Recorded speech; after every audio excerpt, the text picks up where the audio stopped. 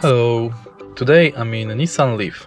In this video I will show you all steering wheel buttons functions. In the beginning, let's start with the left side of the steering wheel.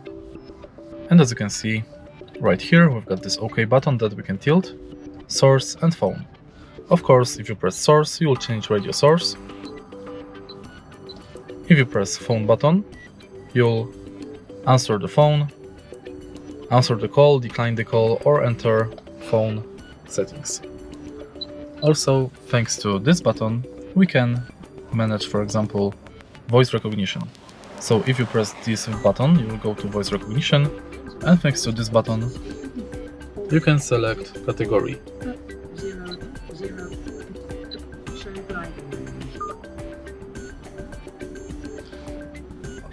Thanks to these two buttons, you can increase or decrease radio volume, and this button allows you to go back from the category you've selected.